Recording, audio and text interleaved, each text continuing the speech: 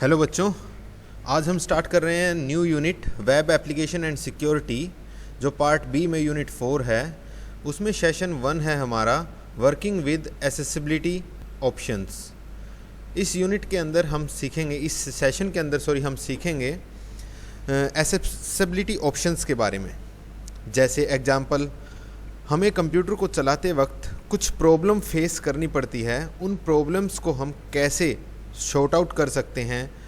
For example, कुछ लोगों को दिखाई कम देता है, कुछ लोगों को सुनाई कम देता है, कुछ लोगों को और तरह की प्रॉब्लम होती है। तो उन प्रॉब्लम्स को हम सॉल्व कर सकते हैं with the help of our settings. तो वो हम कर सकते हैं एसेसिबिलिटी ऑप्शंस के थ्रू। तो सबसे पहले हमारे पास है इसमें type of impairment impacting computer uses. भाई हम पहले ये सीखेंगे क्या क्या प्रॉब्लम फेस करनी पड़ती है, क्या क्या इम्पैक्ट होता है, वो सीखेंगे। तो फर्स्ट हमारा टॉपिक ये रहेगा, और सेकंड रहेगा एसेसिबिलिटी फीचर्स। कौन कौन से एसेसिबिलिटी फीचर्स अवेलेबल हैं डिसेबिलिटीज़ के लिए। और लास्ट में ऑप्शन है हमारे पास कि शॉर्टकट कीज़ क्या क्या रहेंगी उन ऑप्शंस के लिए। तो सबसे पहले हम चलते हैं types of impairment impacting computer uses.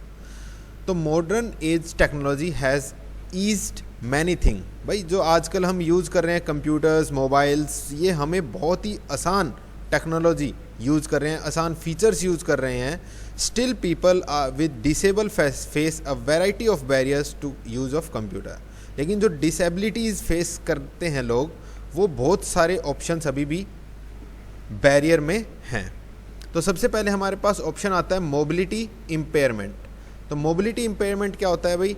अगर कोई व्यक्ति कंप्यूटर को ढंग से नहीं चला पा रहा है, जैसे एग्जांपल टेबल पे हमने कंप्यूटर रख रखा है लेकिन चेयर उसकी क्या है, थोड़ी छोटी है, या चेयर उसकी थोड़ी सी ऊपर है, ठीक है, तो वो उसके पैरेलल में नहीं बैठ पाया है, उसकी सेटिंग नहीं बनी है टाइपिंग करने की या उसकी स्क्रीन को देखने की, तो उसको फेस प्रॉब्लम हो रही है, तो उसको बोलते हैं मोबिलिटी इम्पेयरमेंट। तो ऐसे ही इसमें लिख रखा है mobility impairment is defined as a category of disability that include people with varying type of physical disability. ठीक है, जिसमें पीपल्स को फिजिकल डिसेबिलिटी का सामना करना पड़ता है। Some wheel chairs may not fit under stand height computer table. कुछ चेयर्स हमारी कंप्यूटर टेबल की हाइट के अकॉर्डिंग फिट नहीं होती हैं, तो उसको प्रॉब्लम होती है कीबोर्ड को टाइप करने में। ठीक है, ऐसे बच्चों को प्रॉब्लम होती है। Some computer users do not have enough use of hands and arms to operate the keyboard and mouse. कुछ यूजर्स माउस और कीबोर्ड को ढंग से यूज़ नहीं कर पा रहे हैं। ठीक है, तो हम इन ऑप्शंस को कैसे चेंज कर सकते हैं, ये होता है एक प्रॉब्लम। दूसरी प्रॉब्लम है विजन इम्पेयरमेंट। विजन इम्पेयरमेंट मतलब कुछ लोगों को पूरी तरह से दिखाई नहीं दे रहा है, कलर ब्लाइंडनेस है, या उनको देखने में प्रॉब्लम है, तो वो ऑप्शन क्या कहलाता है? Vision impairment. हियरिंग इम्पेयरमेंट, जिसमें लोगों को सुनने में प्रॉब्लम आ रही है, ठीक है, लेकिन वो लिप रीडिंग कर सकते हैं, तो ये हम देख सकते हैं। Speech impairment. Speech impairment find difficulty where audio input is required but they can also use many technological tools that help them convert text to speak. मतलब हम जो भी टेक्स्ट लिखेंगे वो हमें स्पीक करके बताएगा, जिससे हम ये पता लगा सकते हैं कि मैंने लिखा क्या है। जैसे मैंने यहाँ पर लिखा है TYPS, ये मैंने टाइप से लिखा, तो वो मुझे कंप्यूटर के अंदर से CPU साउंड करके बताएगा टाइप्स।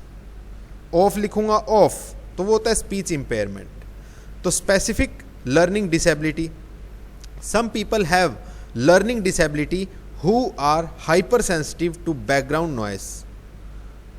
तो कुछ लोगों को क्या होता है भाई, बैकग्राउंड नॉइस से प्रॉब्लम होती है। जैसे हमारा CPU का फ़ैन ऑन है, CPU चल रहा है, ठीक है, या बैकग्राउंड में AC ऑन है, कूलर ऑन है, तो उससे उसको क्या हो रही है, प्रॉब्लम क्रिएट हो रही है। तो ये हमारी कुछ प्रॉब्लम्स होती हैं जिनको हम शॉर्ट आउट कर सकते हैं with the help of our settings. जैसे माइक की सेटिंग में हम चेंज कर सकते हैं। माइक की सेटिंग में होता है कि हम सिर्फ आउटसाइड साउंड्स को हम क्या कर देते हैं, हाइड कर देते हैं, म्यूट कर देते हैं। जो हम माइक के अंदर बोलते हैं सिर्फ वही आपको सुनाई देता है।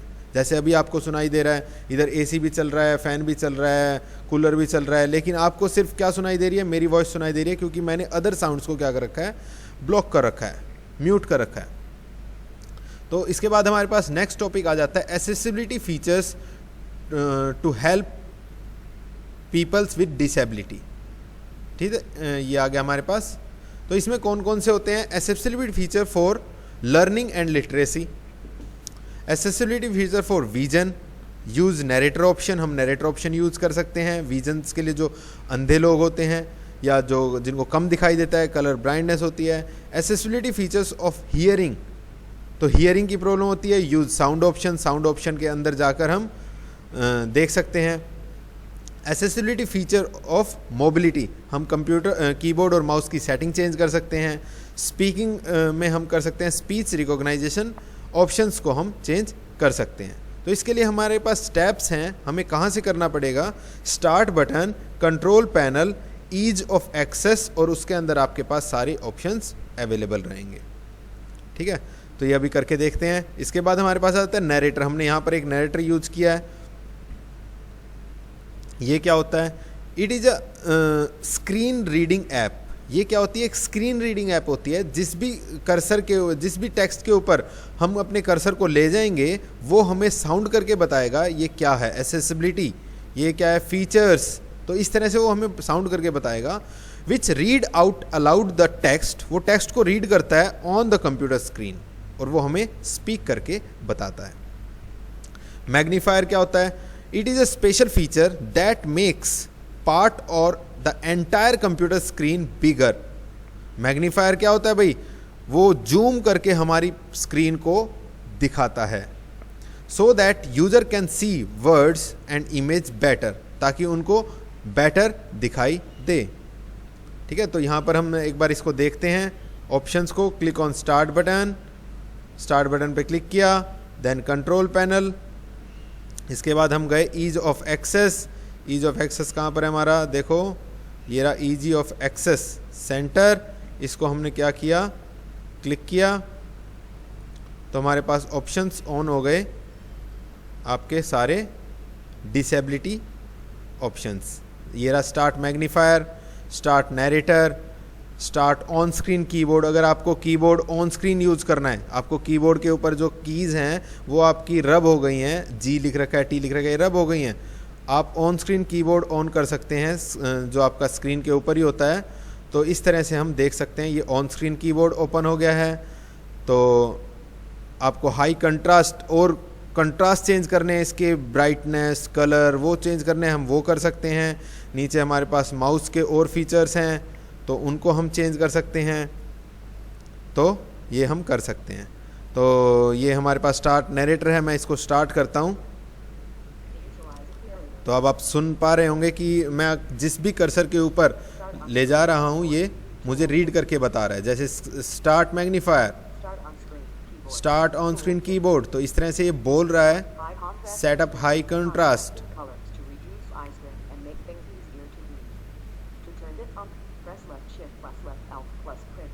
तो ये आपको स्पीक करके बता रहा है। नरेटर ऑप्शन, इसको हम बंद कर देंगे तो ये नहीं बोलेगा। तो इस तरीके से हम अपने ऑन स्क्रीन कीबोर्ड को बना सकते हैं। तो ये सारे ऑप्शंस आपके कहाँ हैं? ईजी ऑफ एक्सेस में अवेलेबल हैं। इसके बाद हमारे पास आ जाते हैं शॉर्टकट ऑप्शंस।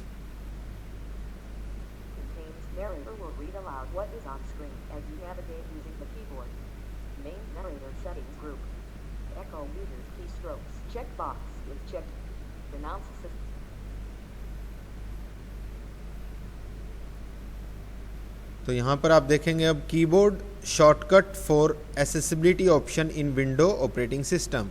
अब यहाँ पर हम शॉर्टकट सीखेंगे। अभी तक हमने सीखा भाई कौन कौन सी डिसेबिलिटी हो सकती है, इम्पेयरमेंट कौन कौन से हमने सीखे, फिर हमने सीखे भाई कैसे हम उसको चेंज कर सकते हैं, वो ऑप्शन सीखा हमने। इसके बाद हमारे पास शॉर्टकट कीज आ गई कि सबसे पहले है हमारे पास right shift for 8 seconds. 8 second तक हम राइट शिफ्ट को दबा के रखेंगे तो क्या होगा? टर्न ऑन, फिल्टर और ऑफ हम कर सकते हैं। ठीक है, फिर इसके बाद आ गया लेफ़्ट ऑल्ट, लेफ़्ट शिफ्ट और प्रिंट स्क्रीन।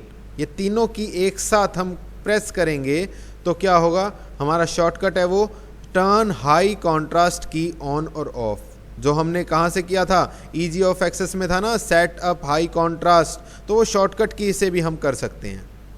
अगर आपको माउस की सेटिंग चेंज करनी है तो लेफ़्ट ऑल्ट की, लेफ़्ट शिफ्ट की और नमलॉक को दबाएंगे तो माउस की कीज़ ऑन और ऑफ हो सकती हैं।